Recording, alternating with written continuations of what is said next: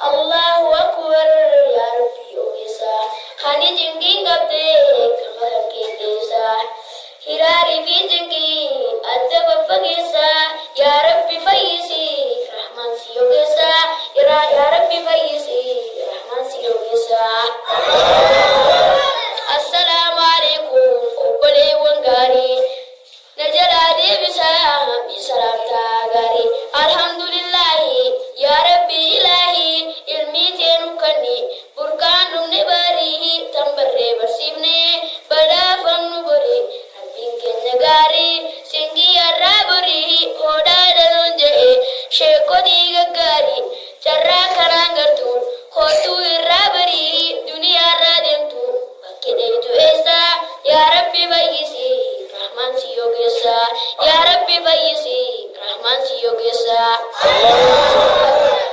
Dikum barifada ifadal alamin ulama injira turagat dabi carrakana damnan dabdi jalalamin carrakana gartu deitu danci sami carrakus sunnan ulille farrami ulille ingartu fittiha kahimi zulmi da tubari adda bagesa ya Rabbi bayisi Rahman si yogesa ya Rabbi bayisi Rahman si yogesa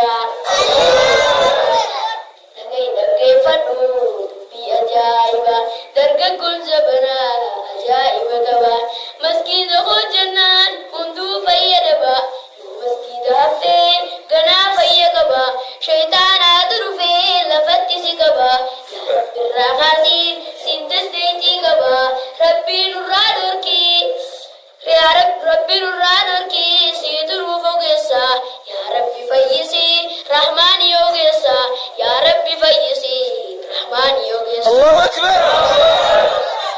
Rukuba jannani khabiran sayini rukumni hamani waldab rahmani rahmani waldamnan dabdi zalalami ya awwale sakho mena dagesani dunia dajati akhiran dabini dunia wadiko osoni bentanihi khanibadanguni marib tatesani Allah Rabbi gari gama khetin desa ya Rabbi fayyisi Rahman si ogesa ya Rabbi fayyisi Rahman si ogesa Allahu Akbar.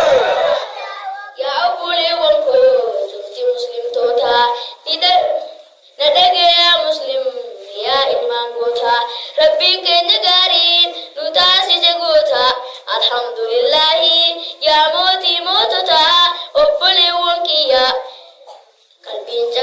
kalbin na jagasa asumatin daba kopiti ya sana assalamu alaikum obole wangari ya Rabbi fayyisi Rahman si yogesa ya Rabbi fayyisi Rahman si yogesa asumatinga bolaba assalamu alaikum warahmatullahi wabarakatuh